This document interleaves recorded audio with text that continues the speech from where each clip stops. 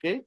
E, a, e apostam nesse sentido, né? Apostam na ação política que tenha como horizonte a revolução, que passa pela luta de classe, evidentemente. Então, o fascismo ele tem esse desenho, ele tem essa coisa. Então, perceba que eles têm uma visão de nação que é una, que é monolítica, né? E que, portanto, justamente dialoga com todas as visões mais preconceituosas da sociedade, né? Então, uma visão patriarcal da sociedade, né? De superioridade dos homens em relação às mulheres e por aí vai, ok? Perfeito.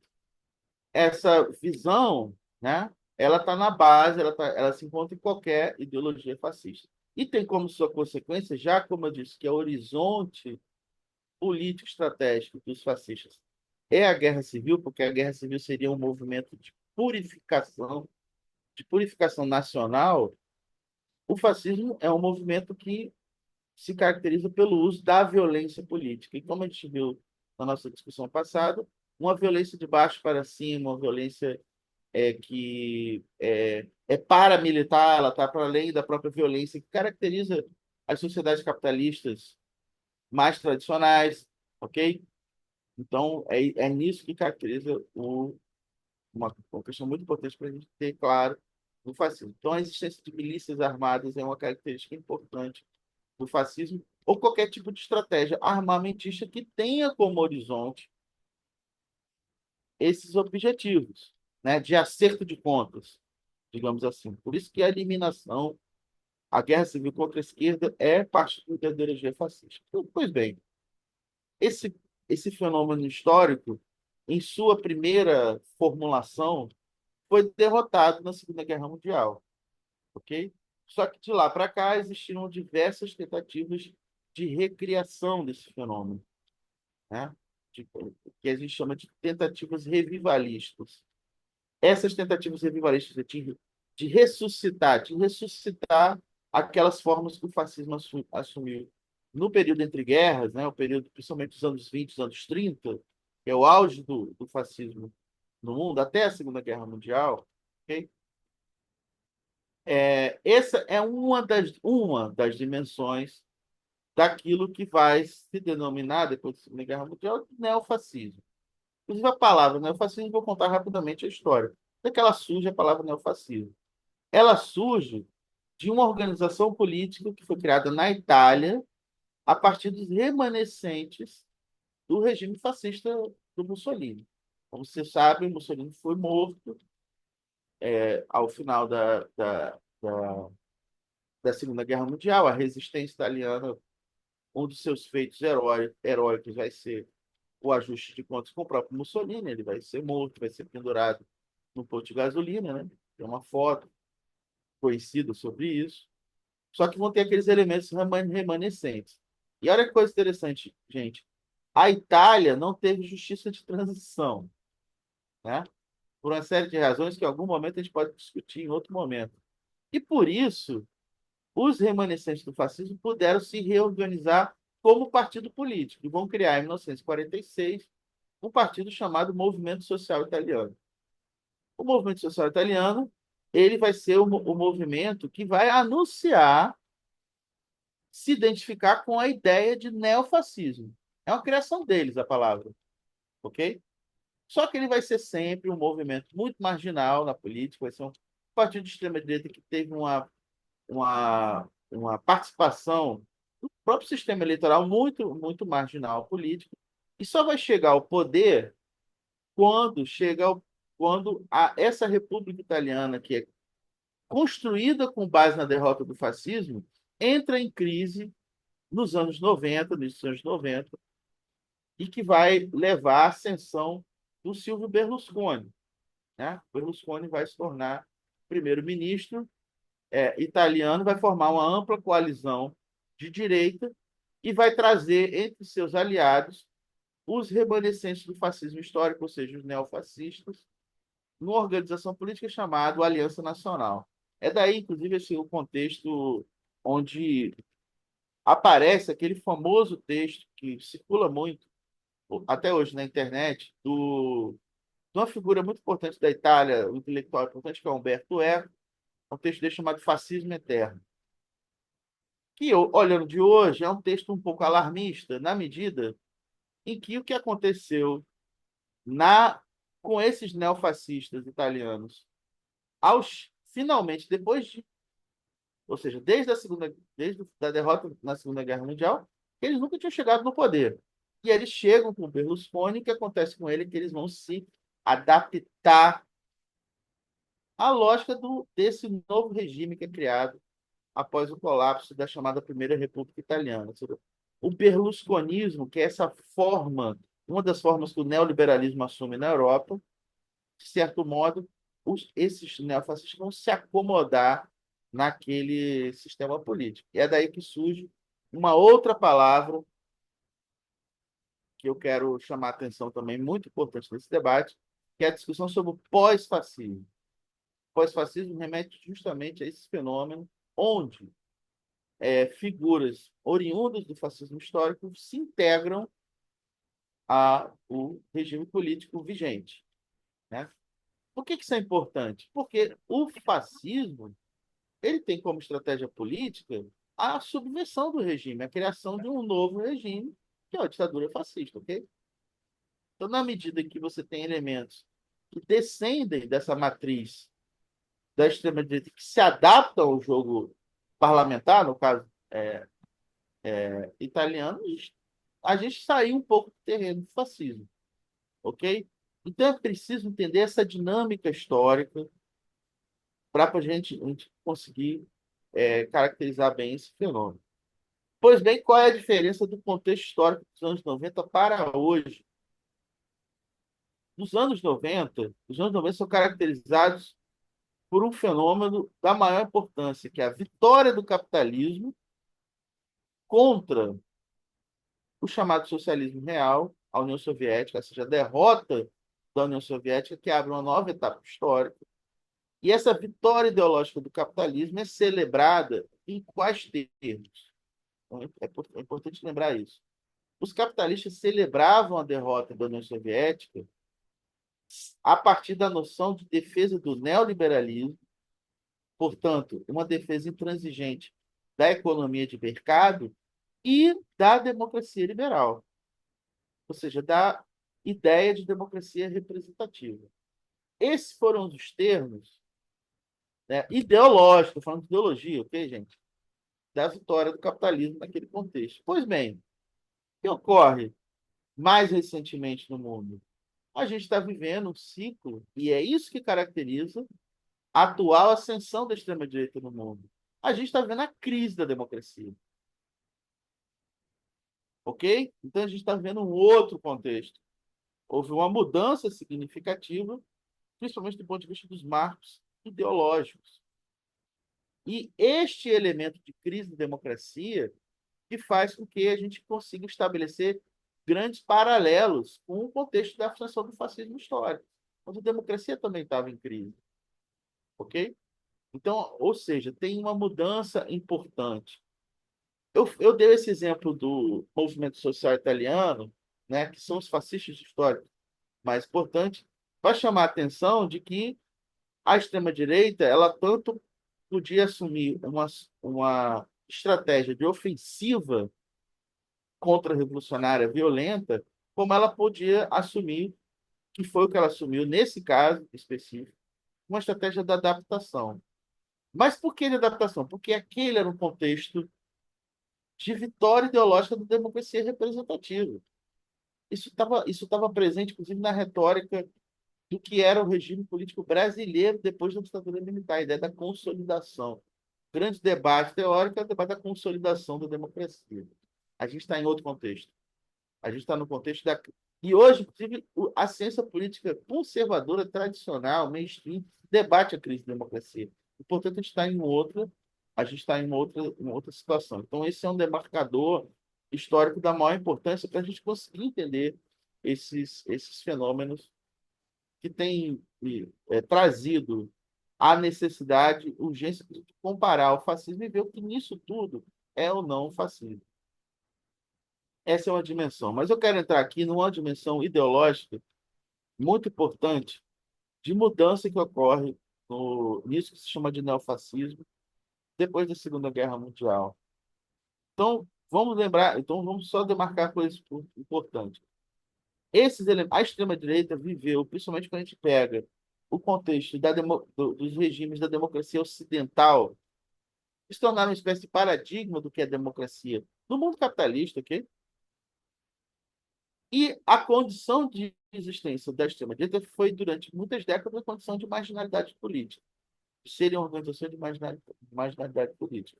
Então, portanto, é também uma época encerrada. A gente está vivendo um outro contexto, a gente está vivendo a situação de aparição de uma extrema-direita com base de massas. Ok? Então, vamos entender isso.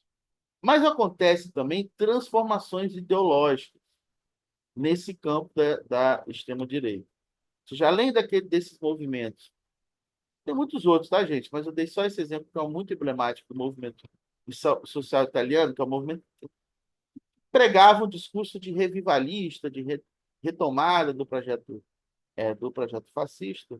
Ocorre também inovações no campo da formulação ideológica. Então, olha coisa interessante. No período do fascismo histórico, quando esse fenômeno surge, não há, por exemplo, um grande teórico do fascismo. Inclusive, isso fez com que, em um certo período, se discutisse muito se havia, de fato, algo que pudesse ser caracterizado como uma ideologia fascista. Porque o fascismo ele meio que combinava uma série de elementos, expressões, ou seja, uma série de retalhos de ideologias conservadoras, reacionárias, etc., senão que combinavam uma série de coisas, como sempre é. Né? Se a gente pegar hoje os fenômenos que têm sido discutidos como neofascismo, da extrema-direita, eles são sempre uma combinação de várias vertentes. Então, isso permanece, ok? Entretanto, você tem a aparição, justamente nesse período, de marginalidade política do fascismo, estou falando dos anos 50, anos 60, principalmente, de alguns autores que vão, digamos assim, dar as diretrizes ideológicas que são influentes até hoje nesse movimento neofascista. E eu quero destacar o papel de um autor, que é talvez o mais importante, né, que tem sido republicado hoje por editoras vinculadas a organizações neofascistas. É um italiano chamado Júlio Zévola.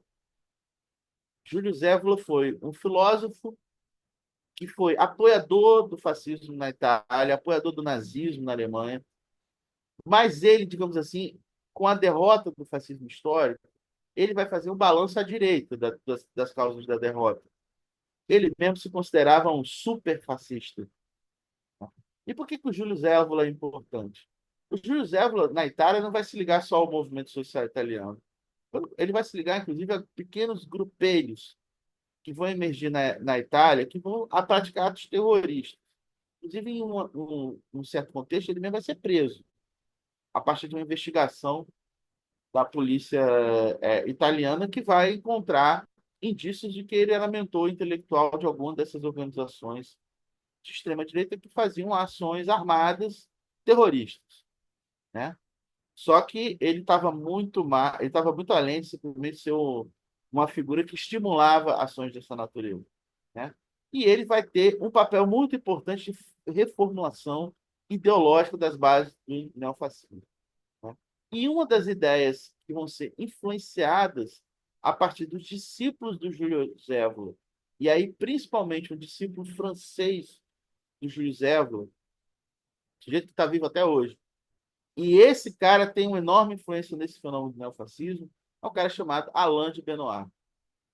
O Alain de Benoist que vai propor a própria noção de nova direita, né? Em vários contextos históricos está muito associado a neoliberalismo, mas na França está muito associado a neofascismo, propriamente dito, porque esse termo está ligado ao Alain de Benoist. E é do Alain de Benoist que vai surgir a formulação da metapolítica como estratégia de chegada ao poder da extrema-direita, dessa atualização do fascismo. O que seria a tal da metapolítica? Olha que coisa interessante. A ideologia conservadora, o conservadorismo político, ele sempre entendeu a necessidade da chamada guerra cultural. Aliás, se tem uma coisa que destaca no campo da direita, o conservadorismo de outras expressões da direita, é a preocupação com a disputa cultural, com a disputa no plano da cultura, portanto, dos valores, das ideias, das ideologias que estão presentes. Não é por acaso que essa direita atual, né, sejam os conservadores, sejam os propriamente fascistas, eles odeiam tanto um autor como Antônio Gramsci e odeiam tanto a Escola de Frankfurt, que foi outra iniciativa de marxistas que tinha uma preocupação importante nesse terreno, terreno da disputa cultural, o terreno da disputa dos valores. Então, basicamente, o Alain de Benoist vai ser o sujeito que vai propor simplificadamente a ideia de que a direita tinha que usar aquilo, né, que é atribuído como estratégia gramsciana, né? Então, grosso modo, uma visão muito caricatural do Gramsci é a ideia de que o Gramsci defenderia a necessidade de uma disputa de valores, de uma guerra na sociedade civil, de uma guerra cultural antes da chegada ao poder, ok? Essa noção, essa formulação, né, de que é necessário disputar também no terreno ideológico, como etapa preparatória para a chegada ao poder, que diga-se de passagem, estou chamando a atenção, isso sempre fez parte do repertório da direita conservadora, isso vai ser incorporado conscientemente, por isso que tem sido chamado de neofascismo, por esse autor, que é Alain de Benoist, que explicitamente cita o Gramsci, né? Defendendo, evidentemente, sabendo que o Gramsci é um comunista, foi um comunista, um marxista, etc., e trazendo a necessidade de incorporar essa estratégia ao campo da direita, ao campo deles, né? Essa noção de metapolítica, portanto, é isso. Ela foi digamos assim, incorporada pela extrema-direita estadunidense, que apresenta essa mesma noção de metapolítica a partir de uma outra palavra que se tornou moda no Brasil e de comentaristas políticos desde a ascensão Ah, tá. disso que se chama de nova direita e também do Bolsonaro, que é a noção de guerra cultural, né? Ou seja, quantos autores aí vocês viram, inclusive no campo crítico, que estão criticando o Bolsonaro, que falam, né, que o Bolsonaro aplica uma guerra cultural, né? Isso é tratado como se fosse uma grande inovação. Eu quero chamar a atenção que isso não é inovação na história da direita, tá? Mas existe uma atualização dessa ideia. Que é importante a gente admitir. Se a gente não entende as atualizações feitas pelos próprios fascistas em relação às suas marcas ideológicas, a gente não vai conseguir fazer o combate consequente em relação a eles. Então, por exemplo, uma característica importante de vários movimentos fascistas é o racismo, ok? A defesa pura e simples da supremacia branca, isso não é feito de forma explícita, exceto quando a gente está falando de grupelhos neonazistas muito localizados, ok? Mas a gente vai ver o que é que nessa reformulação das ideias do fascismo feita principalmente pelo Alain de Benoist, por esse autor francês. Ele vai substituir essa ideia pura e simples da supremacia branca pelo aquilo que eles chamam de etnopluralismo. Desculpem a palavra difícil, mas é só para a gente conseguir mais ou menos entender o seguinte. É uma ideia de que não, a gente nenhuma etnia é superior à outra, não. Mas elas não podem se misturar. Ou seja, reedita uma visão também racista ali, que foi importante ali no século XX, que está presente no, né? Ou seja, vocês viram, desculpem, eu falei que eu não ia ficar fazendo menções ao discurso do Trump, mas agora eu vou fazer, porque eu acho que cabe, né? Você viu, por exemplo, ontem, isso gerou até uma polêmica na Globo News, né? O Trump falou, qual é o discurso do Trump? Ele vai acabar com a política de diversidade. Não é isso que ele falou? Ou seja, a política de diversidade está encerrada, acabou esse negócio de diversidade. Por quê? Porque na concepção essa extrema-direita, Vocês não tem que ter política nenhuma em relação a isso. Por que que ele falou que era colocar na lógica no lugar? A meritocracia, né? Por quê? Porque o pressuposto é que, por exemplo, o movimento negro não luta por uma reparação histórica, é luta por privilégio, perceba. Isso é, para a gente que é de esquerda, é um insulto, né? O movimento negro nem se fala, é um insulto completo, né? Ou seja, você pegar uma população historicamente discriminada e você atribuir a ela que a luta delas por direitos é uma luta por privilégios. Mas é assim que eles enquadram as coisas. E perceba, isso não é explicitamente a defesa da supremacia branca, embora a consequência da aplicação dessa visão seja a defesa da supremacia branca. Perceba, tá entendendo? Consegue entender a distinção? Ou seja, qual é a ideia? Não, cada um, a partir do mérito, vai ter ascensão social. Então, você não vai ter as políticas de diversidade, né? Que se tornaram um tipo de política que se generalizou nos próprios Estados Unidos a partir daquele, principalmente o governo Clinton, uma série de políticas que vão mais tarde ser descritas por uma grande socióloga americana, Nancy Fraser, como neoliberalismo progressista, né? Para falar de algumas políticas de visibilidade, né? Evidentemente, a pauta do movimento negro não se encerra na política de visibilidade, né? Mas perceba, mas ela parte de um diagnóstico, a existência de um racismo estrutural, um racismo que existe estruturalmente na sociedade. A extrema-direita nega que exista isso, né? Mas o discurso do Trump é simplesmente a ideia da defesa da meritocracia e do fim das políticas de diversidade, porque são acusadas de serem políticas que geram privilégios, ok? Perceba que é uma reformulação de uma retórica. Qual a consequência prática disso? É óbvio que é evidente que é uma política que vai criar maiores dificuldades para a população preta e vai reforçar os privilégios da população branca. Isso é evidente. Mas isso não é dito na cara, percebe? E essas modulações retóricas, elas não são detalhes. Ou seja, elas constituem isso que eu estou chamando a atenção como um aspecto importante da extrema-direita atual, que é essa disputa de valores, disputa de agenda. Porque seria muito fácil, né? O cara chegasse e falar, não, os brancos são superiores aos pretos, simplesmente falasse isso, né? Muito fácil de ser denunciado. Mas não é isso que ele está fazendo. É só ver que o voto dos latinos, de populações árabes dos Estados Unidos, uma parte da população preta também, frustrada com o governo democrata do Biden, votou no Trump. Porque existem nuances no discurso. E a gente precisa estar atento para isso. Por quê? Porque no caso brasileiro, isso é muito mais profundo. Porque isso dialoga justamente com a tradição do fascismo brasileiro, que sempre foi uma tradição de negação da existência do racismo e da ideia, e se nega isso afirmando o quê? Que tem uma sociedade multiétnica, multirracial. Ok? Então, existem nuances que são importantes. Esse campo da disputa de valores é muito importante.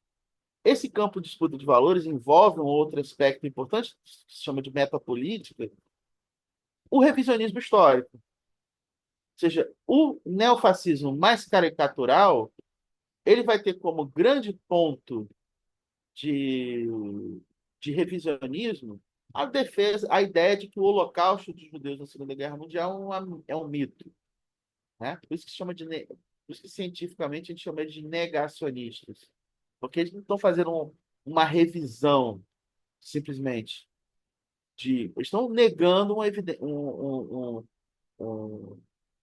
qualquer coisa de que é evidente. Ou seja, debate científico sempre foi as razões do Holocausto, não se o Holocausto existiu ou não, ok? Esse é o debate acadêmico. Esses caras estão negando que o Holocausto existiu. É negacionismo histórico. O negacionismo é uma das formas de combate desse campo dos valores. Como é que essa estratégia metapolítica nesse campo do negacionismo histórico se expressa num país como o Brasil? Se expressa no bolsonarismo. Vamos falar explicitamente do bolsonarismo. O bolsonarismo a ideologia bolsonarista, ela é uma ideologia que nega a existência dos grandes traumas que fundaram a sociedade brasileira. É a negação da violência do sistema escravocrata, em primeiro lugar. Ou seja, um dos traumas que fundam a sociedade brasileira. 3 séculos e meio de escravidão. Ou seja, no caso, não é de negar que teve escravidão, mas é simplesmente transformar isso num processo ameno e civilizacional, né? Você pode existir, por exemplo, uma vertente que é muito importante na composição de forças que cria o bolsonarismo, que é o fundamentalismo cristão. E percebam, eu estou chamando a atenção e acho que é melhor a gente usar como categoria de análise fundamentalismo cristão, porque eu vejo muita gente falando, são os neopentecostais. Gente, não é só neopentecostal, não. Essa visão está errada. Por que ela está errada? E por que eu estou defendendo a ideia de fundamentalismo cristão?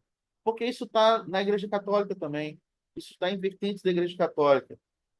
Quem acompanhar a programação, por exemplo, da a renovação carismática, principalmente a Canção Nova, é uma televisão, uma rede de televisão bolsonarista, que está para além de neopentecostais. Está entre os católicos. Inclusive, entre os protestantes, não tem só neopentecostais, não. Aliás, neopentecostais geralmente têm maior diversidade do que tem em outras vertentes.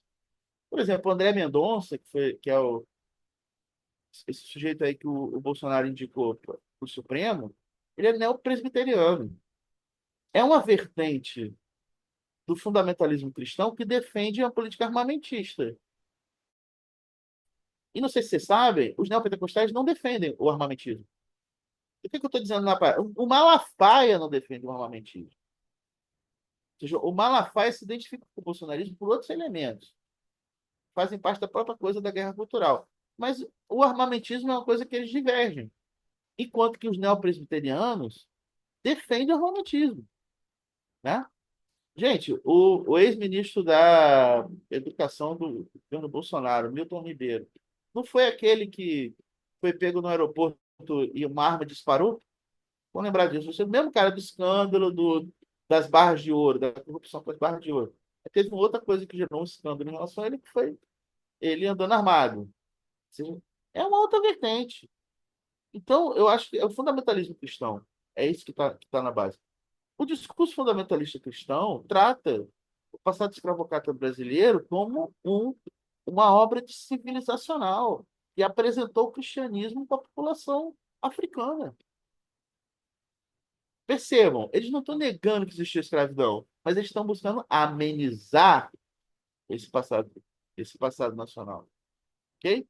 Esse é o discurso tradicional das Forças Armadas também. Por exemplo, esse discurso é o discurso do Mourão, do senador Mourão, que está presente ali. O outro aspecto muito, ou seja, outro episódio muito importante dessas disputas, ou seja, disputas pelo passado que são disputas pelo presente, a própria é mais evidente que é a própria negação de que o período brasileiro entre 64 e 85 foi uma ditadura, né? Ou seja, qual é a retórica bolsonarista? Aquilo ali foi, no máximo um regime autoritário, né? Às vezes eles usam a ideia que foi um regime militar para dizer que não foi uma ditadura, como se pudesse existir um regime militar que não fosse uma ditadura, né?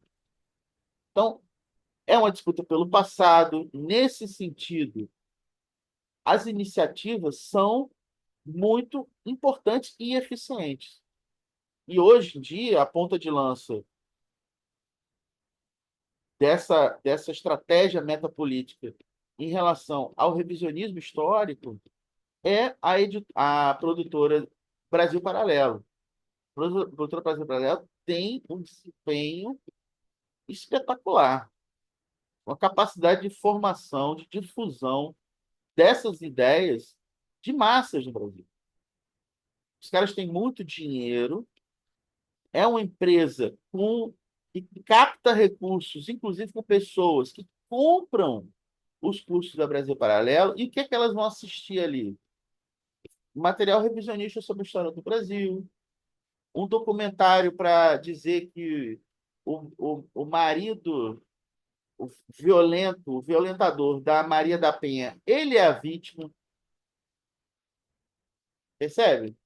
Ou seja, eu quero chamar a atenção que isso não é um improviso. Esse é o ponto que eu quero destacar hoje. Não é um improviso. Isso é uma estratégia elaborada. Isso faz parte da noção de meta política. A noção de que eles precisam ganhar corações e mentes das pessoas. E eles têm sido eficientes, gente. Ok? Ao mesmo tempo, no campo da extrema-direita, você tem outros tipos de atualização. Uma muito importante, então, é a atualização provocada pela forma do capitalismo vigente nos últimos 50 anos no mundo. E aí está falando principalmente daquilo que se chama de neoliberalismo, que a gente deve entender como estratégia de acumulação capitalista, como essa estratégia de acumulação do capitalismo contemporâneo, ok? Ela é tão vitoriosa que olha uma distinção importante entre o fascismo histórico e a extrema-direita atual. O fascismo histórico possuía uma retórica anticapitalista. Via de regra, o anticapitalismo do fascismo histórico era, na verdade, um discurso antissemita.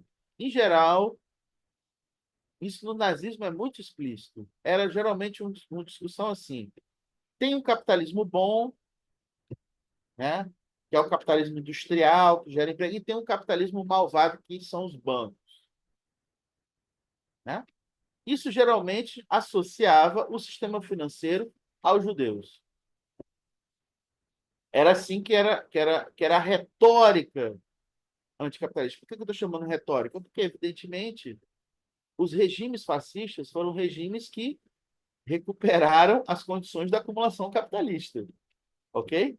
Então, não tem nada de anticapitalismo, ok? Mas a retórica, o discurso era... Esse elemento anticapitalista desapareceu. Esse final de semana eu estava até ironizando isso, né? Mas um aspecto importante desse sistema-direita atual é considerar que esses bilionários, né? Ou seja, que estavam todos na posse do Trump, são contra o sistema. Quero entrar nesse ponto agora, tá? Perceba, qual é a retórica da extrema-direita? É que eles são contra o sistema. E toda vez que tem algum tipo de ação que visa enquadrá-los ou impedir que eles levem até o fim as suas iniciativas, como é que eles falam? Que eles estão sendo vítimas do sistema, né? Então, o Bolsonaro se coloca como vítima do sistema porque ele tentou um golpe de Estado e, coitadinho, está sendo processado por isso, né? Que absurdo, o sistema está perseguindo ele. Então, mas de qualquer modo, eu quero chamar a atenção, vamos tentar entender, que eu acho que isso que é importante, gente. Entender, compreender as raízes dessa retórica, desse discurso da extrema-direita, para a gente conseguir entender coletivamente por que que é eficiente. É eficiente só porque tem dinheiro bancando? Com certeza, a grana bancando esse discurso ajuda. Mas tem algo do discurso que a gente precisa entender porque que isso cola, porque que isso pega no povão. Né? O que é o sistema para a extrema-direita atualmente? Não é, se a gente começar a espremer, não é nada mais, nada menos do que a democracia liberal. O que é o sistema? Ou seja, por exemplo, pensar aqui alguns pressupostos da democracia liberal, certo? Da democracia liberal. E é claro que aí, no ataque à democracia liberal, eles vão identificar elementos que são próprios da democracia liberal com o comunismo, marxismo cultural e etc, etc. Ok? Então, por exemplo, há um pressuposto da democracia liberal que é a ideia da divisão dos poderes. Isso foi criado lá no período do Iluminismo, tem a ver com a Revolução Burguesa. E tinha a ver com o quê? A Revolução Burguesa foi um movimento contra os estados absolutistas. Estados absolutistas se caracterizavam pelo quê? Pela concentração de poderes. A crítica liberal, estou falando da crítica liberal ao Estado absolutista, do período lá iluminista, defendia o quê? Divisão dos poderes. Que os poderes no Estado deveriam ser divididos para evitar a tirania. E, portanto, na divisão dos poderes, um poder controla o outro.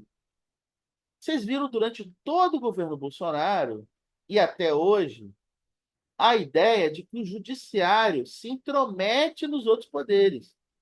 Gente, é papel do judiciário, do Supremo. Por que chama Supremo? Porque é papel constitucional do Supremo julgar a constitucionalidade dos atos do Poder Executivo e do Judiciário.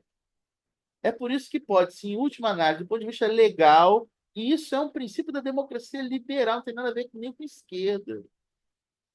Ok? Você recorre ao Supremo, é o Supremo que pode tolher um ato que possa ser considerado autoritário, tanto do Executivo quanto do Judiciário. Ou seja, faz parte da lógica do sistema.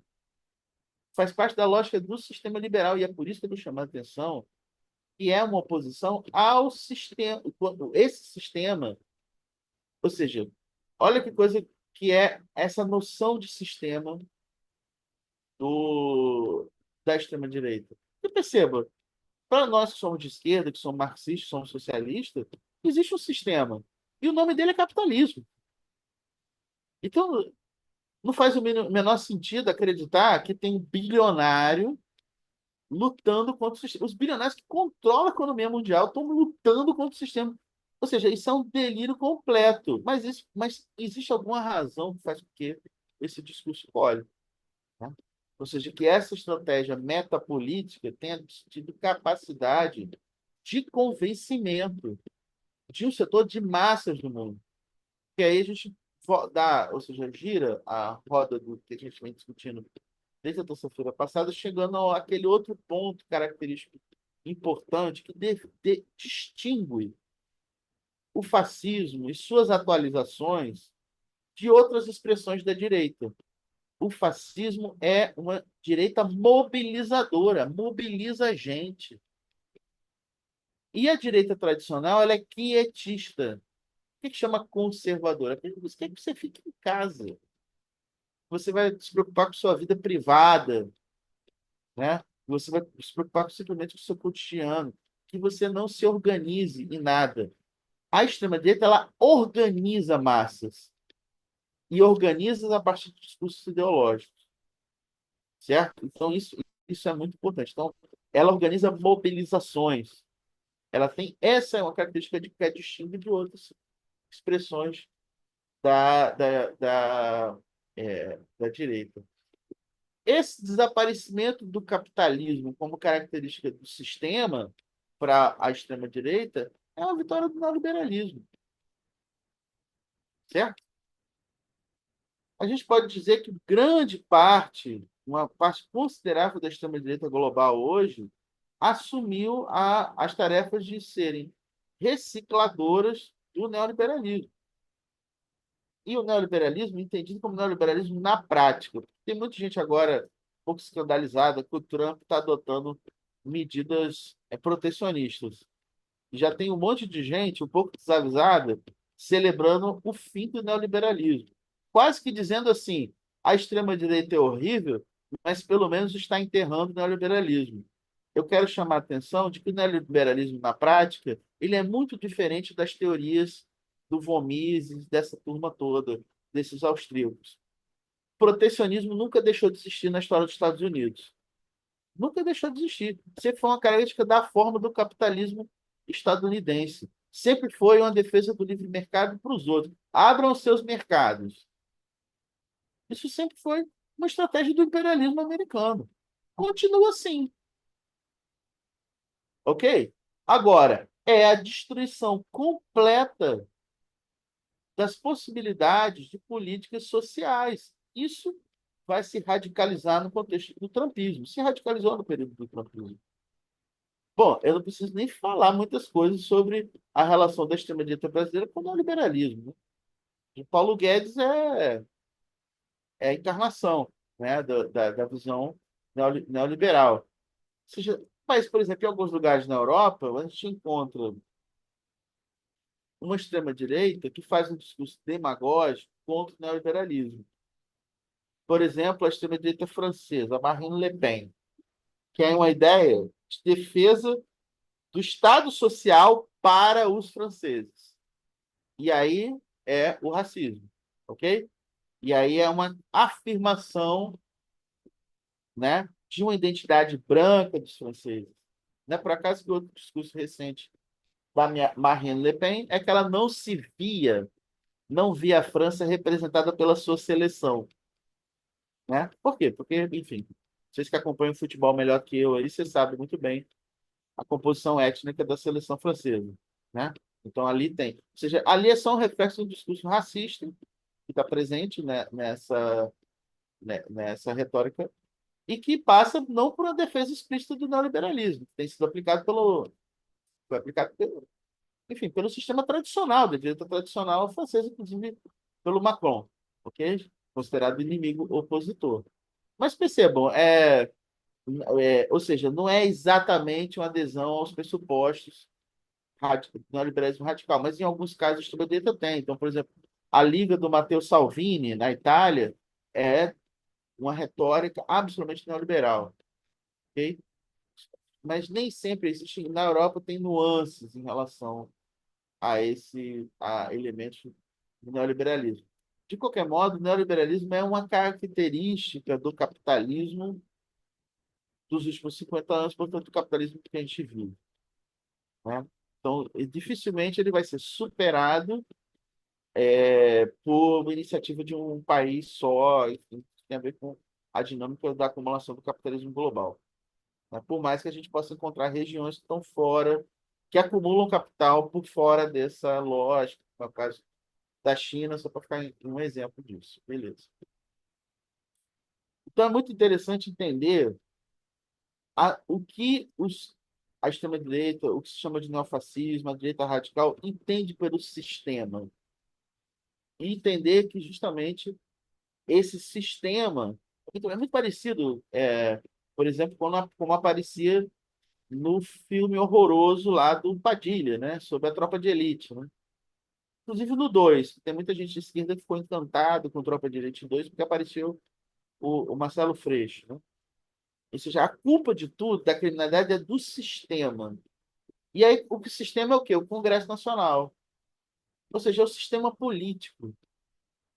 Parece que não tem, ou seja, não tem burguesia, não tem classe dominante, não tem capitalismo na história. É simplesmente uma redução do sistema a o sistema político.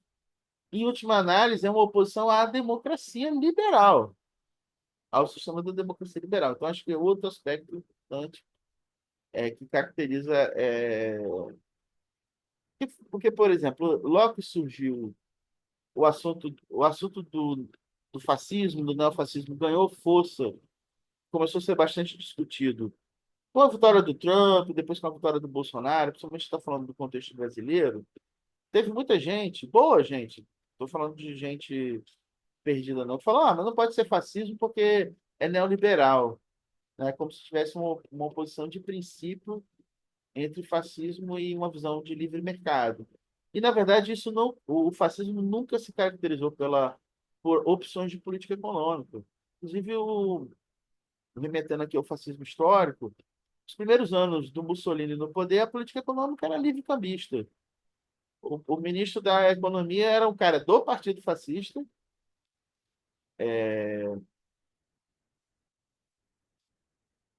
de sobrenome de Stefani, e ele privatizou a empresa, ele privatizou a Previdência, o sistema de aposentadorias na Itália. E era qualquer coisa de muito importante ali na Itália, porque a Itália tinha acabado de sair da guerra. Então, o sistema de pensões, por exemplo, para militares, era um negócio importante ali. Isso foi transferido para o setor privado, né? E foi feito no governo Mussolini, né? É, enfim, só para chamar a atenção. Então, mas a questão toda é que lá nos anos 30 o capitalismo, de forma geral, os países capitalistas, países imperialistas, eles tiveram uma virada, eles abandonaram o laissez-faire. Isso foi uma opção de salvar o capitalismo dos capitalistas, né? Já foi a adoção do chamado keynesianismo, etc. Isso foi um paradigma do capitalismo, em certo período. Ou seja, portanto, a gente vai encontrar isso na Alemanha nazista, não vai encontrar nos Estados Unidos do Franklin Roosevelt. Ou seja, não é uma coisa que particulariza o fascismo. Portanto, o fascismo não se define pela política econômica.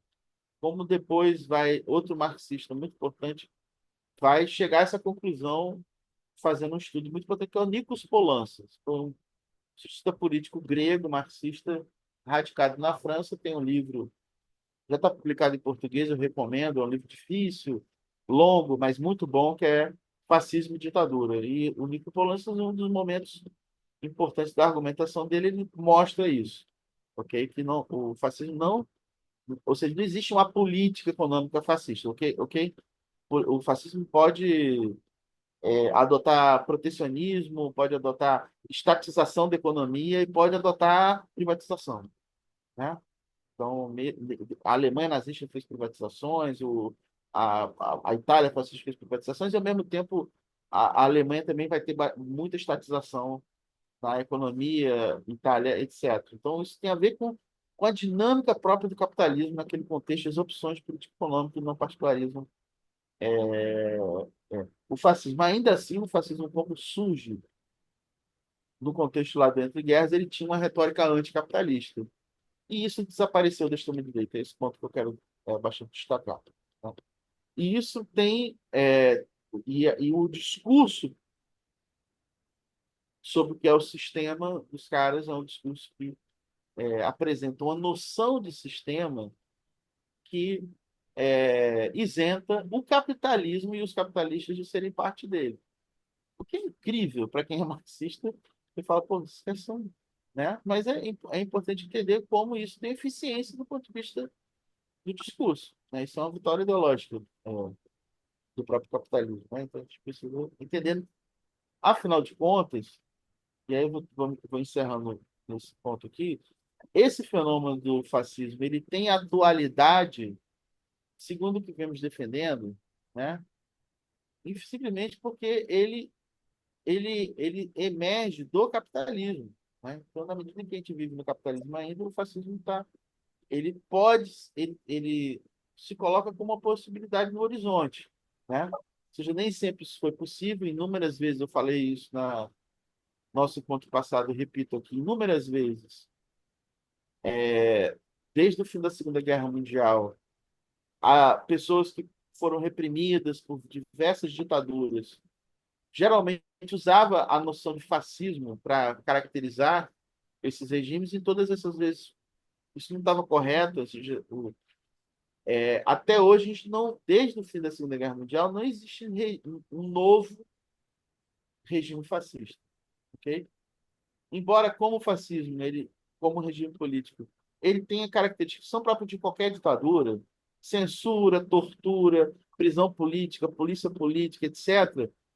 É uma palavra que tem uma força política muito grande, uma força retórica muito grande. É comum, né? Foi comum que, em diversas circunstâncias, os opositores desses regimes políticos, pessoas que sofreram, né, usassem o termo fascismo para se referir a eles. Eu me referi, inclusive, aqui à própria ditadura militar brasileira. Muitos grupos que foram ou para a luta armada ou aderiram a outras táticas de enfrentamento à ditadura chegaram a chamar a ditadura militar de fascismo, e isso não é correto, né? E esse é o ponto que estamos. O ponto que eu tenho defendido que uso preciso da noção de fascismo não é um debate meramente acadêmico, é uma discussão política. Tem a ver com a atualidade política desse fenômeno e a necessidade de enfrentá-lo. E que ele se expressa e se organiza para além desses sinais, né, que têm sido emitidos nos últimos períodos. Porque, às vezes, já vi muita gente com boas intenções na esquerda, por exemplo, falando, mas o Bolsonaro é fascista. Por quê? Porque ele falou Brasil acima de tudo, e Brasil e Alemanha acima de tudo, o Hitler falava. Gente, não é por causa de uma frase que vai ser fascista, ok? A gente pode dizer assim, essa frase tem. O cara pode escrever, não, tá bom, essa frase tem expressão fascista, mas e o resto? A política não é isso, né? Simplesmente, embora essa é uma escolha maliciosa, né? Embora esses diversos sinais, utilização de slogans, façam parte de uma certa normalização né? Normalização, ou seja, tornar normal determinadas coisas que algumas décadas atrás eram encaradas como abomináveis. Ou seja, por exemplo, o discurso de normalização do fascismo tem se tornado cada vez mais presente na esfera pública. Por quê? Porque tem gente que trata isso como uma piada, uma coisa engraçada. E a partir disso começa a tornar uma coisa normal, né? E esse, evidentemente, que vai ter algum tipo de consequência política. Então, só para fechar mesmo, ou seja, como eu estou querendo chamar a atenção para essa noção de metapolítica, ou seja, de como isso tem sido uma parte importante da característica da reorganização e atualização dos movimentos de extrema-direita, os discursos políticos, as representações, né, o investimento que essa turma tem feito, né, no plano da disputa das ideias, não é um adereço, né? Só para fechar mesmo, vocês estão lembrados que quando começou o governo Bolsonaro, muita gente, eu mesmo, a gente tratava a Damares como se fosse uma coisa meio caricata, como se fosse uma piada no governo Bolsonaro. E, no final das contas, foi um dos ministérios mais dinâmicos na difusão de ideias fascistas no Brasil, inclusive sendo uma espécie de para-raio de vários grupelhos, né? Integralista que trabalhou diretamente como assessor da Damares, né? A Sara Genomini, né? Aquela moça lá conhecida como Sarah Winter, que é uma neonazista, a quem ela estava ligada? A Damares. Ou seja, está para além da piada. Ok? E olha o que a Sara Genomini organizou. Um grupo miliciano, uma milícia armada, que fez, ou seja, naquelas relações, naquela relação de força, que fez algumas ações, foram tudo meio patético, acabaram se inviabilizando completamente, mas eu quero só chamar a atenção que nada disso é ingênuo, né? Isso tem uma razão de fundo. Tá, gente? Então, eu acho que agora seria legal abrir para questões aí, para a gente, enfim, dar seguimento a essa segunda atividade aí do mini curso. Valeu, Demian. Então, gente, a ideia era abrir para até 10 perguntas ou intervenções aí. Vocês podem se inscrever aqui, né? É só botar no chat quem quiser falar ou mesmo colocar pergunta, tá? O Marcelo Coutinho está perguntando aqui. Gostaria de fazer uma pergunta. Não seria um preciosismo teórico e histórico não considerar o trumpismo, bolsonarismo e outros congêneres contemporâneos como tipos de fascismo? Seria uma pergunta aqui do Marcelo Coutinho, tá? O Júlio se inscreveu aqui, já passo para ele a palavra. 3 minutos, tá, Júlio? Ok, gente, obrigado. Boa noite. Me ouve direitinho? Sim, perfeitamente. Beleza. Parabenizar mais uma vez a iniciativa da usina. Pô, formidável, né? Que esses espaços se repitam muitas vezes, né? Então, valeu demais mesmo. Agradecer também a exposição, que é muito clara. Mas aí eu queria fazer algumas considerações rapidinho. Eu anotei um monte de coisa aqui, vou ver se eu consigo dar uma sintetizada para não complicar tudo, né?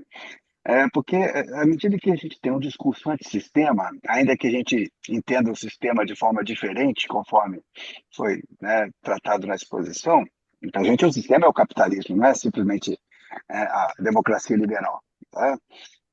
Acho que também tem uma questão de onde a gente pode atuar enquanto esquerda. Acho que seria uma ideia de pensar nesse sentido.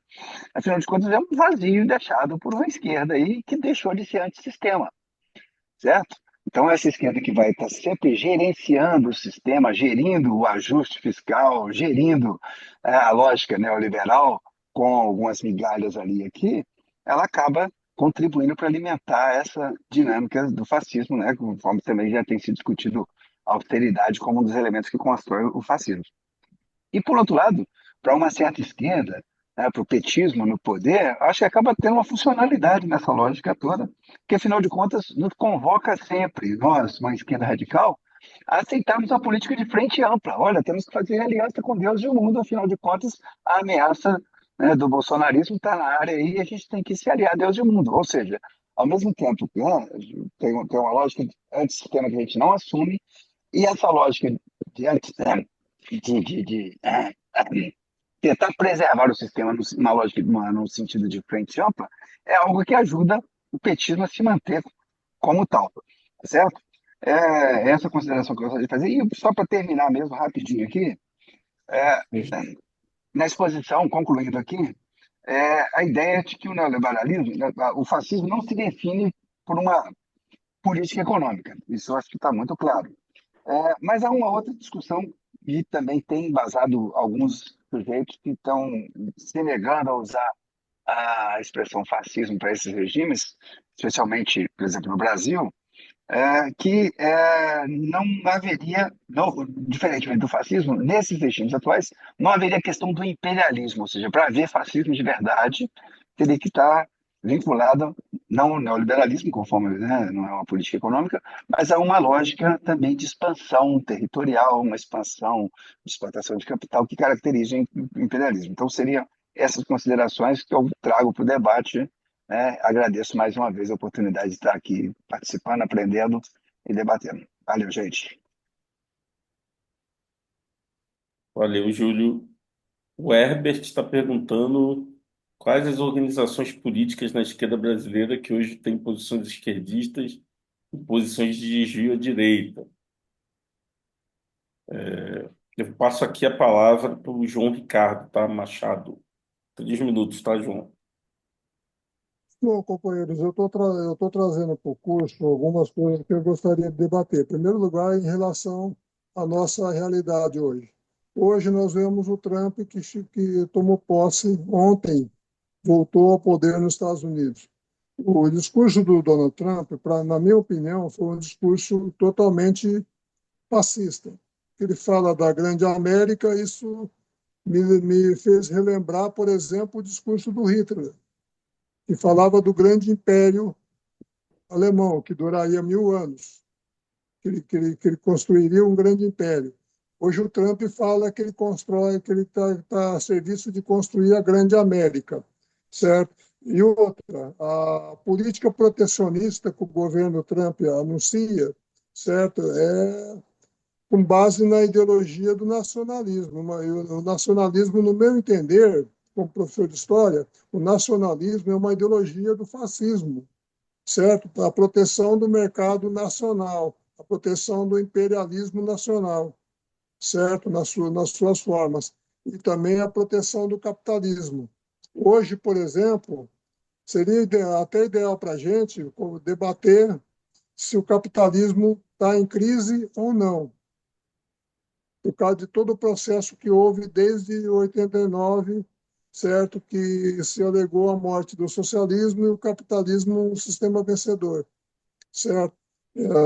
Na minha opinião, o capitalismo se encontra em crise. Então, o fascismo retorna com esse objetivo de proteção do capitalismo, no meu entender. Eu queria debater essas coisas também. E eu fiz 2 perguntas no chat, que uma é como é possível derrotar um governo fascista, e a outra, qual é o papel da esquerda no combate ao fascismo, né? Certo? Eu acho que seria importante a gente debater essas coisas. Eu, no meu entender, aqui no Brasil, tanto o trumpismo nos Estados Unidos quanto o bolsonarismo no Brasil são movimentos fascistas, certo? Nas suas ideologias e tudo mais, né? Até de métodos autoritários, de imposição de uma política nacionalista e de um capitalismo, certo? Com o objetivo de impor à classe trabalhadora uma situação de mais exploração e miséria, né?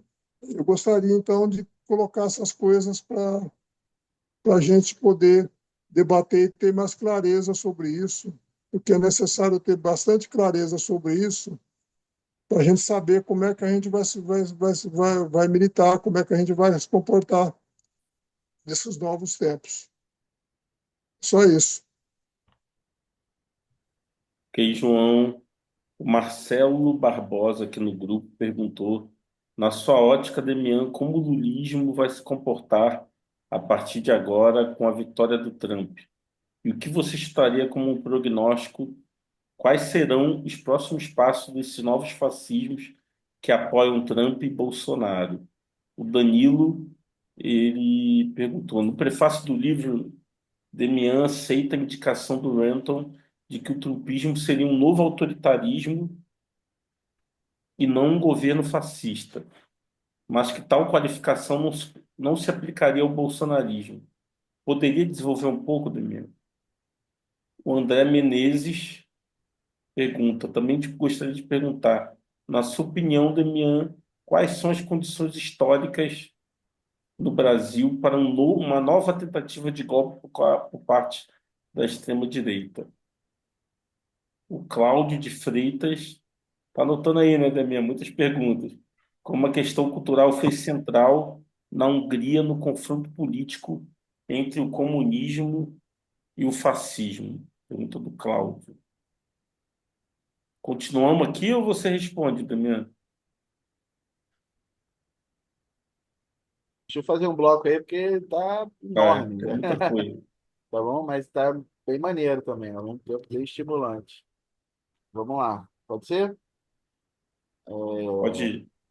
Acho que tem muitas questões que acabavam entrando na questão que o próprio Marcelo Coutinho, foi a primeira questão, né, que ele colocou, se esse debate é muito preciosismo.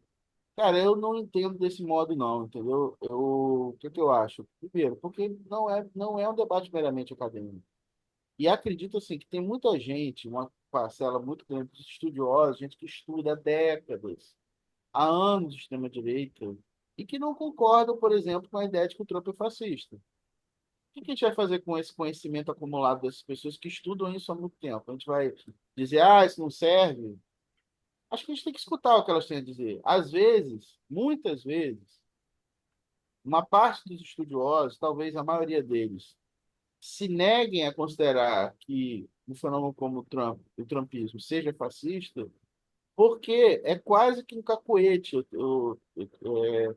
da área de pesquisa encontrar inúmeros casos onde situações políticas foi se utilizado a expressão fascismo e esse uso não foi correto. Ou seja, isso tornou tão comum, ou seja, a vulgarização da palavra fascismo portanto, a perda da sua especificidade como categoria de análise, como uma categoria útil. Porque, perceba, se tudo é fascismo, nada é. Por exemplo, e isso feito por gente brilhante, ok? Por exemplo, nos anos 70, alguns filósofos franceses escreveram um livro que se tornou um livro importante discutido na filosofia até hoje, que é o Anti-Édipo, do Deleuze e Guattari. E o Michel Foucault fez uma apresentação, ou seja, intelectuais importantes, críticos, etc. Eles ficam o tempo inteiro falando de fascismo e só falam bobagem. É um bando de abobrinha, né? Ou seja, a gente até consegue entender porque foi utilizado de forma vulgar em certo contexto. Isso. A questão é que, politicamente, se o fascismo é um fenômeno sério, se é um negócio sério, tem que entender se ele é ou não, se aquilo é ou não. Tipo, o Trotsky, lá nos anos 30, um dos debates importantes que ele travou contra a linha da Internacional Comunista é porque, naquela época, a Internacional Comunista estava chamando qualquer coisa de fascismo. Até a social-democracia era acusada de ser a ala esquerda do fascismo. E o ponto de atualidade, inclusive, do ponto de vista científico, da contribuição do Trotsky naquele contexto, foi justamente precisar delimitar o que é fascismo. Fascismo tem que ter isso aqui, se não tiver, não é. Percebe? Ah, não sei o que. Por exemplo, vou dar um exemplo aqui. Todos, todas as pessoas que têm simpatia, que defendem, que têm referência no movimento negro, têm uma grande simpatia pelos Panteras Negras dos Estados Unidos. Se pegar os documentos dos Panteras Negras dos anos 60, estão falando de fascismo. Fascismo é o FBI, é a violência policial, é o fato de que o Estado americano usou a violência para matar, assassinar as lideranças do movimento negro. Ok? Isso é fascismo? Não. Isso é violência do Estado capitalista, de uma democracia liberal, porque a gente também não pode ter uma visão idealista, achando que democracia liberal não tem repressão. Ok? Ou seja, uma coisa é quando você encontra um grupo miliciano, de milícias armadas fazendo ações paramilitares contra a esquerda, para exterminar a esquerda, isso é uma ação fascista. Né? Que esses grupos venham a chegar ao poder, a gente está falando de fascismo. Se não tiver isso, vamos ter cautela, né, em relação. Ou seja, por exemplo, quando eu digo assim, a política armamentista do bolsonarismo, ela tem o horizonte da guerra civil, da purificação nacional. Isso é mais do que evidente. Gente, relatório da Polícia Federal sobre a conspiração golpista. Vocês acham que a coisa ia acabar simplesmente com o assassinato do Lula? Você já imaginou a situação política do país, uma base bolsonarista armada, e os caras vão lá e matam o Lula? Vocês acham que é só o Lula que ia morrer? Ia ter um banho de sangue no país. E isso é fascismo. Isso é fascismo. Então, isso tem um elemento que a gente pode mostrar. Isso está presente no trumpismo? Vamos ver. Agora, o Trump volta ao poder controlando completamente a Corte Suprema e o Congresso. Ele vai transformar os Estados Unidos num regime de partido único?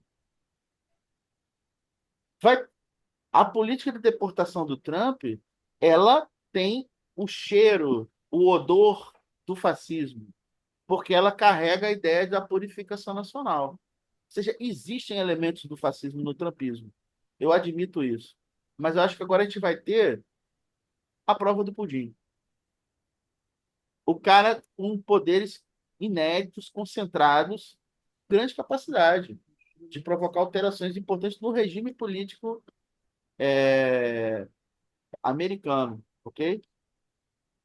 Minha visão é de que existe uma constelação de extrema-direita no mundo e existem elementos, existem fenômenos que podem ser caracterizados como fascistas e existem fenômenos onde existe fascismo, mas o fascismo combinado com outras expressões da extrema-direita, certo? Então, o fascismo estadunidense, ele participa do trumpismo. A minha questão é o peso que isso tem no trumpismo, né?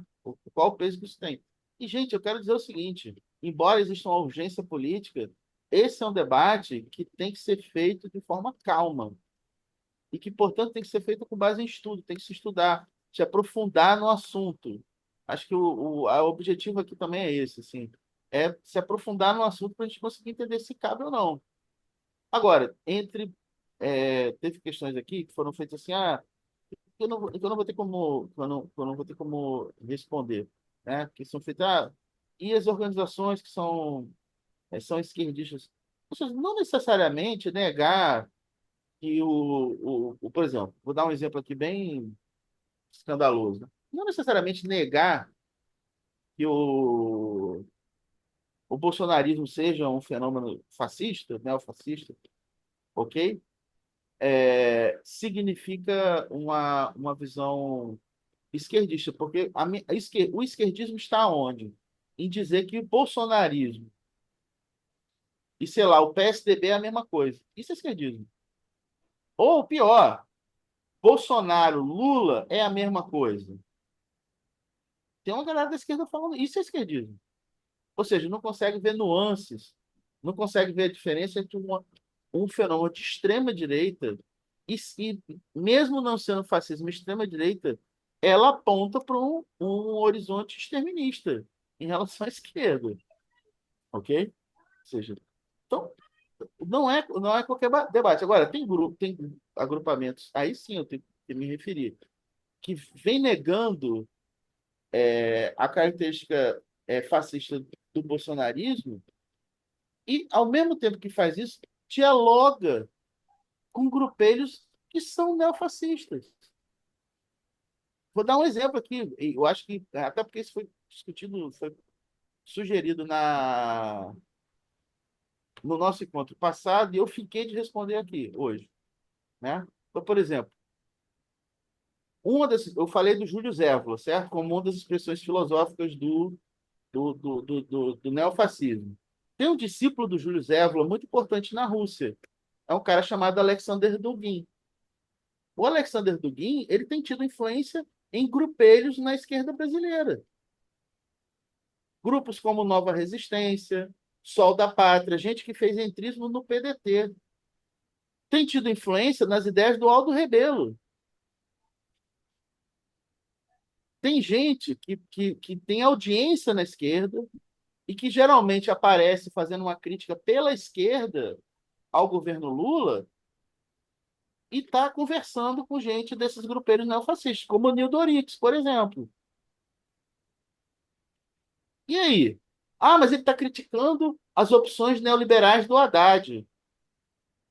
Pô, mas você está fazendo isso ao mesmo tempo que ele está dando a mão para os neofascistas da Nova Resistência? Tem várias lives dele com Nova Resistência, com Sol da Paz. São grupos fascistas. Não tem conversa. Então não tem seriedade. Isso é um sujeito que não tem seriedade. É, no mínimo, um irresponsável. No mínimo, irresponsável. Porque idiota ele não é. Idiota ele não é. Ok? E tá lá, dando as mãos para esse sujeito. Fazem o mesmo discurso contra o movimento negro, contra o movimento LGBT, dizendo que eles dividem a esquerda. É a mesma retórica fascista, dizer que são movimentos que dividem a sociedade. Então é necessário ter essa clareza, certo? Evidentemente, não estou dizendo que todo mundo está fazendo uma crítica à esquerda ao governo Lula, esteja fazendo isso que ele está fazendo, mas ele está fazendo isso. Então não é a mesma coisa. Não é a mesma coisa. Amigo pessoal do Alexander Dugin é o Pepe Escobar, que está toda semana fazendo análise de política internacional no Brasil 247. Seja amigo pessoal de um neofascista. Ah, mas ele é anti-americano. Porra, é pró-Rússia. Sério, isso é sério, gente. Ou seja, por isso que eu falo, porque isso que chama de fascismo hoje, não tem só o Trump. Não tem só esse eixo, que a gente pode dizer que é o eixo estadunidense. Pode ser que seja o eixo que nos importe mais, porque afeta diretamente a nossa vida mais do que o maluco lá da Rússia. Ok? Beleza, a gente pode até criar um escala, mas é neofascismo. A gente está falando disso. Aliás, o debate sobre a relação do Dugin com o neofascismo é um debate já consolidado nesse campo de estudo há mais de 20 anos. Tem tese de doutorado sobre isso. Tem publicações, aliás, quem quiser, me peça tomando tudo. Né? Então, isso já é um debate. Então, não tem uma pessoa que vou fazer uma crítica à esquerda e está dialogando com essas ideias, porque aí é bizarro, ok? Mas aí, vamos lá, vou voltar aqui a outras questões aqui muito importantes que foram colocadas. O Júlio colocou questões muito importantes aqui. Por exemplo, que ele trouxe, muito importante, ou seja, o fato de que a opção majoritária no campo da esquerda foi uma opção de ser administradora do sistema, evidentemente abriu um flanco para que surgisse uma extrema-direita que ocupe esse lugar, ok? É isso, Júlio? Correto isso. Está correto isso. Tá perfeito. Ok? Perfeito. Isso é uma camada, na minha opinião, né? É uma camada da análise. Agora tem uma outra camada da análise, que tem a ver com a relação de forças e as condições defensivas. Ou seja, não é indiferente a gente viver sob um governo que não é satisfatório e que reproduz estratégias neoliberais, ok?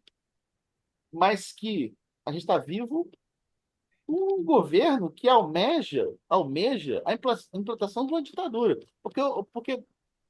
E uma implantação da ditadura a partir de um movimento de purificação nacional e, portanto, fascista, que passa pela eliminação da esquerda. Porque isso é o bolsonarismo. O horizonte deles é esse. Então, não é indiferente. A gente pode até discutir as questões táticas, que pode ser, e é totalmente legítimo no campo da esquerda, que discutir isso. Pô, não, talvez pudesse ser o correto, mas a gente votou na eleição, mas não necessariamente a gente tem que apoiar todas as medidas do governo, a gente tem que ser mais crítico em relação ao governo. Eu acho que isso tudo é o plano da tática, eu acho que isso é um grande debate. É um debate que está aí, que a gente vai discutir, resolver ele aqui nesse minicurso. Mas é o debate que está rolando na esquerda. Mas acho que o pressuposto realista da questão é que não é indiferente. Ou seja, não é a mesma coisa lutar, fazer luta, organizar os trabalhadores diante do governo do Lula e do governo do Bolsonaro. Não é a mesma coisa. É diferente. Então, acho que quando se parte de um pressuposto de que não tem diferença nenhuma, ou seja, quando se usa até uma argumentação que parte de elemento de verdade. Você fala assim, o Haddad é neoliberal e o Paulo Guedes também. Então é a mesma coisa. É a mesma coisa, cara? Não me parece que seja, Tô no meio da aula. né, que isso seja Depois você fala. uma boa política possa ser tirada de uma visão tão caricatural da realidade, né? Muito tão superficial. Mas, assim, é absolutamente fundamental a questão que você colocou. E a outra que você colocou, que é a relação com o imperialismo. Ou seja, sem dúvida nenhuma, uma das fontes fundamentais do fascismo é o imperialismo. Mas há que se entender a distinção entre movimentos fascistas, fenômenos do fascismo, nos países imperialistas e aqueles fenômenos que se formam em países que não são imperialistas, em países subalternos. E a gente pode falar tanto do caso brasileiro, mas eu posso dar outros exemplos. Por exemplo, na Índia, o movimento fascista, surge um movimento fascista nos anos 30, que era um movimento fascista que se afirmava nacionalista, mas não era contra o colonialismo britânico. Pelo contrário, um elemento pertencente a essa organização fascista foi o cara que matou o Gandhi. E a gente pode discutir todos os limites do Gandhi, mas ele foi a liderança do movimento anticolonial na Índia, com todos os limites que ele teve, né? E a gente pode até pensar que possam pudesse ter um outro tipo de solução anticolonial menos conciliatória, etc, etc, que não fosse a dele. Mas ele se tornou uma espécie de símbolo. Ele é assassinado por um fascista, que é de uma organização que está na base do BJP, que é o atual partido no poder na Índia, do Narendra Modi. Geralmente, quando a gente fala de fascismo do século XX, a gente esquece o caso da Índia. O caso da Índia é muito perigoso, porque eles são um partido que tem raiz no fascismo histórico, eles têm milícias fardadas, tipo assim, tipo da fenomenologia do fascismo. E eles praticam pogrões, no caso, na Índia, contra muçulmanos, né? E eles acreditam na pureza da raça, inclusive eles se acreditam arianos. Isso é o fascismo hindu, por exemplo. O fascismo de um país que não é imperialista, por exemplo. No México, nos anos 30, teve um movimento fascista chamado os Camisas Douradas. Eles recebiam dinheiro das empresas de petróleo estadunidenses e se opuseram ao governo do Lázaro Cárdenas, que foi um governo que nacionalizou o petróleo e criou a Pemex, criou a estatal do petróleo. Ou seja, deu uma solução, que foi o governo nacionalista. Ok? Até aí, dialogando um pouco com a questão que o Ricardo colocou. Assim, o nacionalismo não é sempre a mesma coisa. Existe o nacionalismo dos movimentos anticoloniais. Existe o próprio nacionalismo da Revolução Burguesa Clássica. E existe o nacionalismo do fascismo. São diferentes, são distintos. O nacionalismo das revoluções burguesas clássicas, ele pressupunha uma sociedade plural, por exemplo. A ideia de que existem divisões, que existem conflitos que fazem parte da normalidade do funcionamento da sociedade. O fascismo sonha com a sociedade sem conflito. Por quê? Porque é um nacionalismo totalitário. O nacionalismo de um movimento contra o imperialismo, em um país colonizado, em países africanos, por exemplo, ele tem um outro colorido.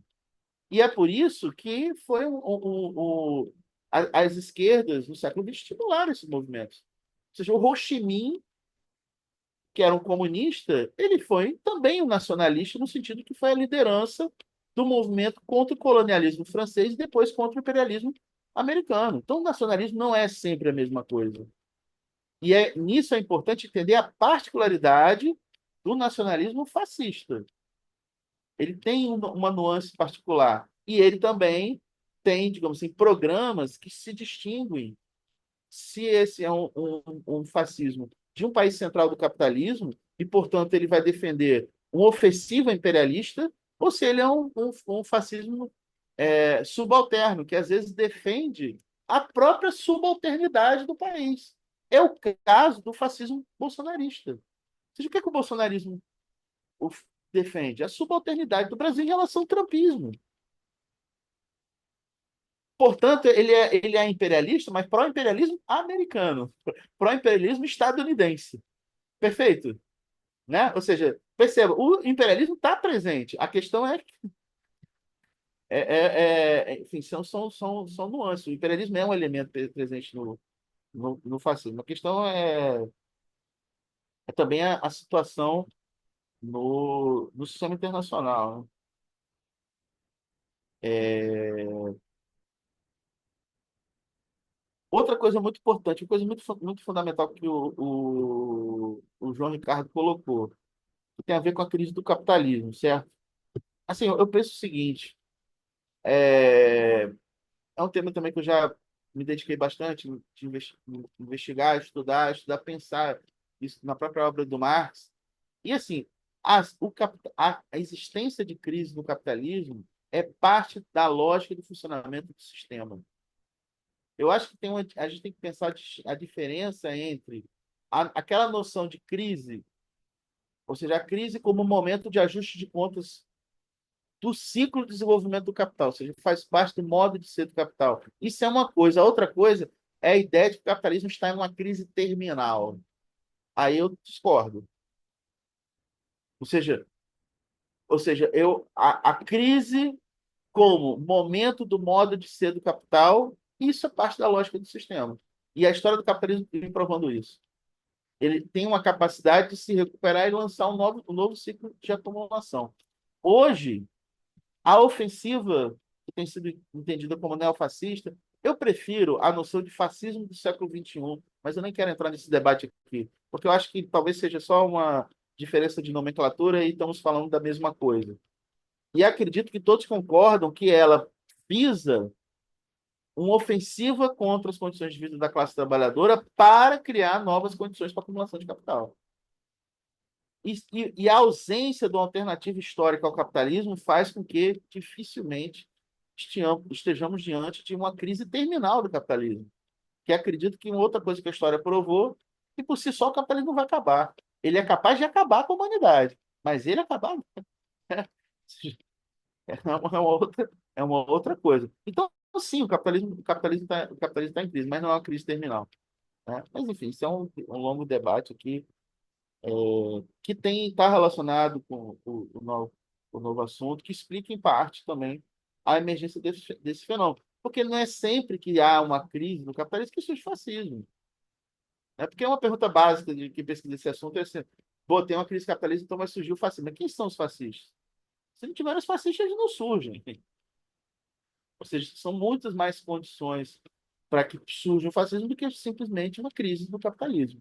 Embora a crise seja um terreno fértil também para os anticapitalistas do ponto de vista consequente, ou seja, também para os revolucionários, ou seja, a crise também, ou seja, isso depende basicamente da relação de força.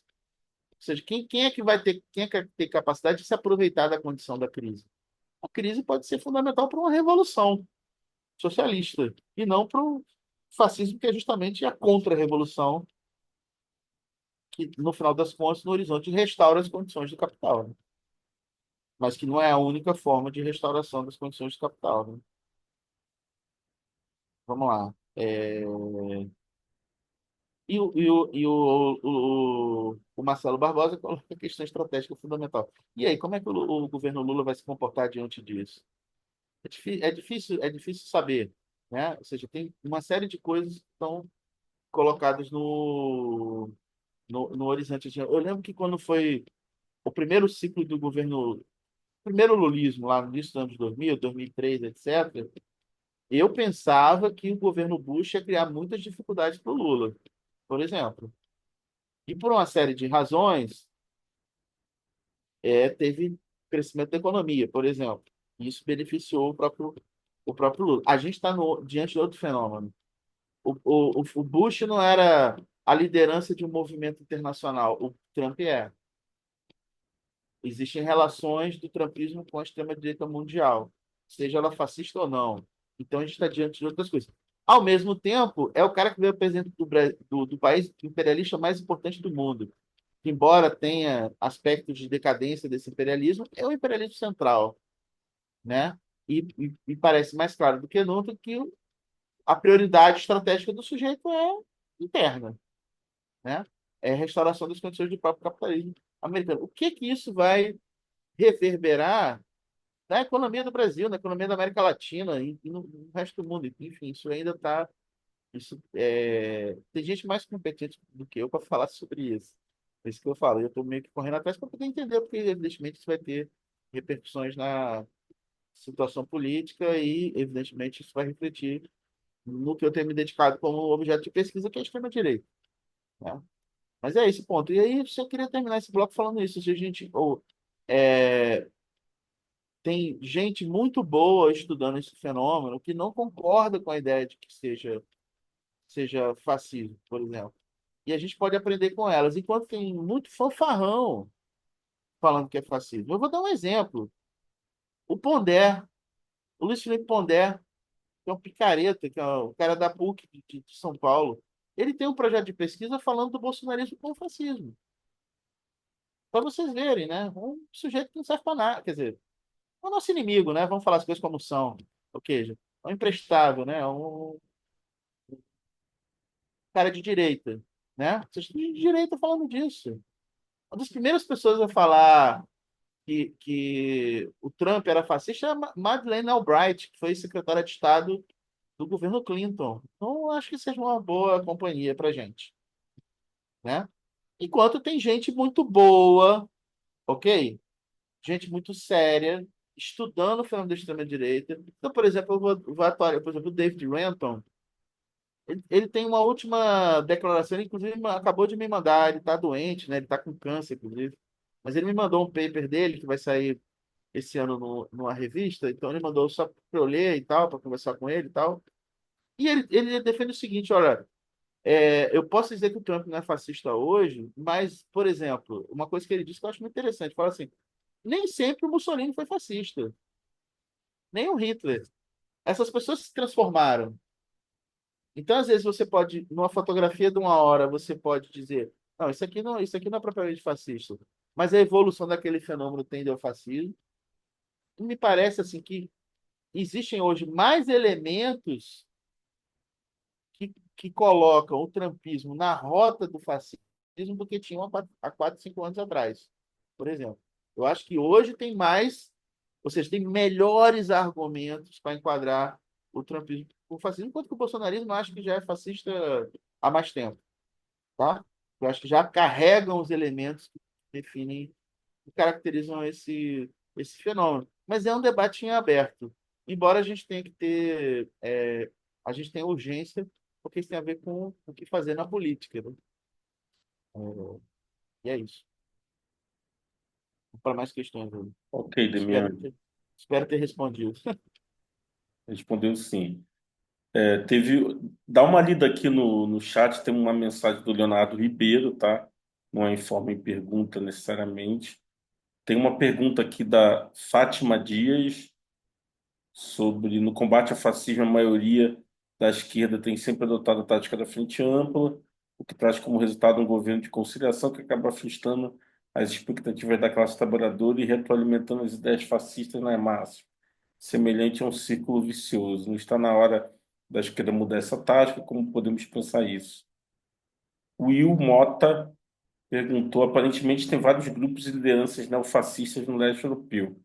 Hungria, Polônia, Ucrânia, Rússia, com bastante influência política. Por que isso lá, Demian? Tem a ver com a experiência do stalinismo? O Reginaldo lembrou aqui que o PCO também dialoga com a nova resistência. Entendeu?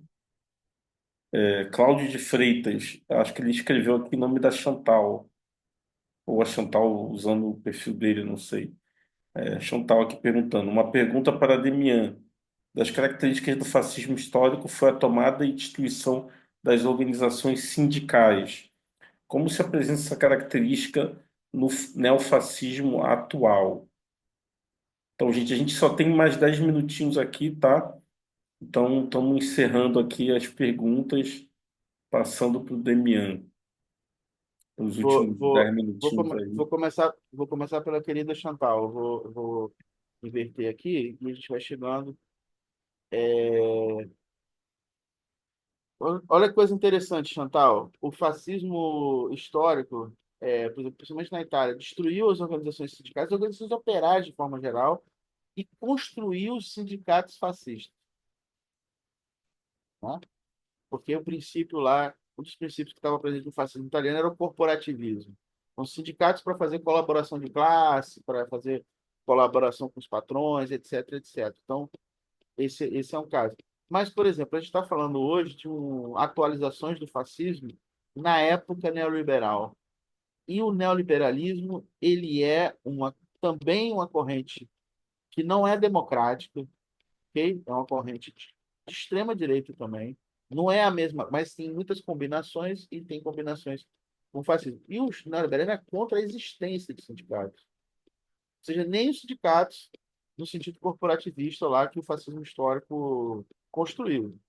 Pelo contrário, é mais radical. Então, essa atualização do fascismo de hoje ela é mais radical ainda, porque ela não visa construir sindicatos para colaborar com o sistema. Ela visa simplesmente destruir completamente qualquer forma de organização nesse sentido. Esse é o ponto muito importante que você trouxe aí para a gente. Quem lembrou também que o PCO tem dialogado com a Nova Justiça, isso é verdade também, que é muito lamentável, porque a gente está falando de um grupo que, embora eu não leve a sério desde que eu sou criança, mas tem um grupo que se reivindica como trotskista, que tem uma raiz, pelo menos, numa das vertentes do trotskismo brasileiro. Então, é uma degeneração muito lamentável esse tipo de coisa, né? O Will Motta falou da questão do neofascismo no leste da Europa. Isso é muito importante, cara.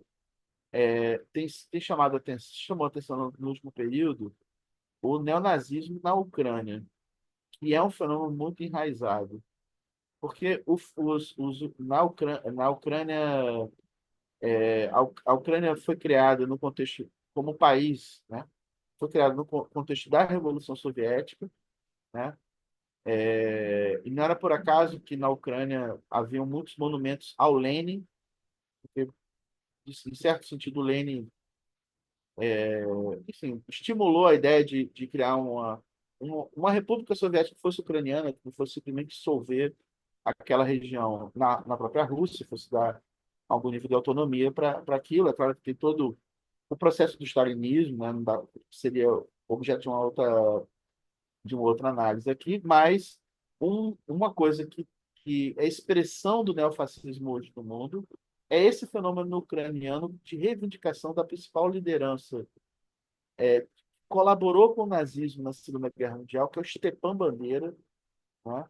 O Stepan Bandeira foi um fascista ucraniano, né? Colaborou com o nazismo, inclusive ele participou dirigindo diretamente uma unidade das SS na Ucrânia, praticou pogroms, etc. Depois, na Segunda Guerra Mundial, né, ele conseguiu fugir antes que fosse capturado pelas tropas soviéticas, ficou depois a própria CIA escondeu esse cara durante algum tempo, até que depois ele foi morto numa operação da KGB, mas o que importa é que ele é uma figura que foi recuperada por grupos neonazistas na Ucrânia, né? E que voltou a ser celebrado nessa Ucrânia mais recente, onde houve uma ascensão da extrema-direita, antes da própria eleição do Zelensky, que tem a ver com a formação de milícias neofascistas, neonazistas, propriamente ditas, na própria Ucrânia, Batalhão Azov, Setor Direita, etc., uma série de grupos de extrema-direita que reivindicam o Stepan Bandeira, né? Por exemplo, né? E isso tem a ver, ou seja, com o anticomunismo arraigado, isso tem a ver com o balanço, com o que foi criado de imaginário político nessa região, com o trauma que foi o colapso da União Soviética. É preciso lembrar que as condições de vida das repúblicas soviéticas, ou seja, entraram em decadência muito antes da própria Rússia. A Rússia, até meados dos anos 80, havia ainda uma situação melhor do que, por exemplo, a Polônia, do que a própria. O processo de degeneração que levou ao colapso da União Soviética é um processo também desigual entre eles, e criou uma série de traumas, né? Mas há, desde o período do colapso da União Soviética, o ressurgimento de movimentos fascistas. O Alexander Dugin é parte disso. Alexander Dugin criou, nos anos 90, um partido neofascista chamado Partido Nacional Bolchevique. Era um partido que emulava, enfim, era um partido neofascista, mas que botava lá uma bandeira igual à bandeira nazista, no centro a foice e o martelo, ok? Ou seja, tentava. Por quê? Porque tem uma reivindicação, no caso do nacionalismo russo, tem uma reivindicação, o próprio Putin, né, uma reivindicação do Stalin, não como comunista, mas como herói nacional, por causa da batalha da Rússia lá contra a Alemanha na Segunda Guerra Mundial. Por isso que o Putin é uma figura que reivindica o Stalin como herói nacional e execra o Lenin. Inclusive, o discurso do Putin para justificar a invasão da Ucrânia, né, que ele falava que seria tipo, como fosse uma coisa de combate ao nazismo, ao neonazismo, etc., ele execrava o Lenin como culpado pela criação da própria Ucrânia. Que é um cenário bastante complexo, né? Esse cenário do leste da Europa, mas sem dúvida nenhuma o imaginário em torno da experiência soviética criou, e o trauma dessa experiência, ou seja, é alguma coisa que um setor, nossos companheiros comunistas, que deixaram de entender a necessidade de a gente olhar para as experiências do século XX criticamente. As experiências de construção do socialismo, a gente deve olhar criticamente, você fazer o balanço de forma marxista do que foram essas experiências. E não simplesmente se negar a fazer uma crítica desse processo e ficar simplesmente celebrando elas. Porque ficar celebrando elas, a gente não entende porque entrou em colapso. E que, como desse colapso, uma das coisas que surgiram no leste da Europa foram movimentos de massa de extrema-direita, alguns claramente neonazistas, outros claramente, ou seja, ok? Então é preciso olhar criticamente a situação que foi criada para que, naquele contexto ali, emergissem movimentos dessa natureza. Tem que ter coragem de fazer, olhar criticamente, ou seja, fazer o balanço crítico desses processos.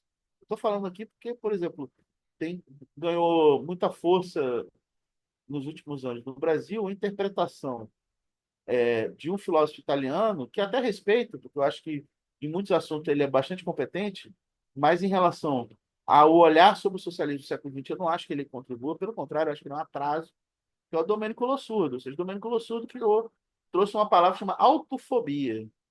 Então, ou seja, estimula que a esquerda, em vez de olhar criticamente, o que acabou a União Soviética? Vamos estudar por que acabou a União Soviética. E estudar cientificamente, não achar que foi, não, porque tinha um traidor, né? Então, como assim, cara? Um negócio muito complexo para entender uma experiência que durou 70 anos. E por que acabou? Era um paraíso perfeito, do nada acabou? É evidentemente que tinha contradições, que tinha problema, então vamos olhar isso criticamente, ou seja, agir como marxistas em relação a essa experiência. É parte da reconstrução da esquerda essa autocrítica. Autocrítica verdadeira, né? De autocrítica que passa por um balanço crítico dessas experiências e simplesmente não ficar fazendo uma grande celebração. Entender os limites delas, né? Inclusive porque se somos socialistas e almejamos uma nova revolução socialista que supere o capitalismo, a gente não pode repetir os erros das anteriores, né? Tem que partir de um patamar superior de acúmulo do que foram os acertos e do que foram os erros dessas experiências. Nesse sentido que eu penso, inclusive, para que a gente consiga entender por que que emergiram tantos fenômenos de extrema-direita naquele território. Tem alguma coisa que explica isso. Então, esse é o ponto. Tá, gente, é impossível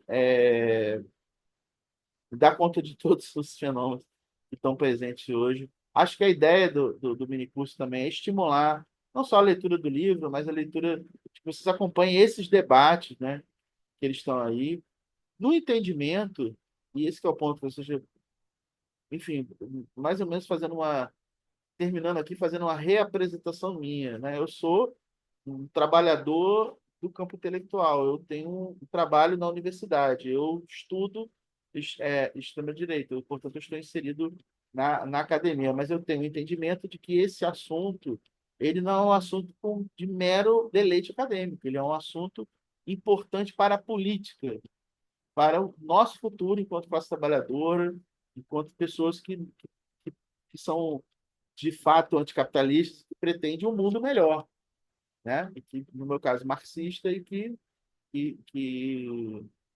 ou seja, há uma componente política, de urgência política no estudo, né, nessa questão, e eu convido todos a lerem o livro do David Renton e acompanhar esses debates que são da maior importância. Muito obrigado aí pela atenção de todos e todos, e até uma próxima oportunidade aí. Valeu.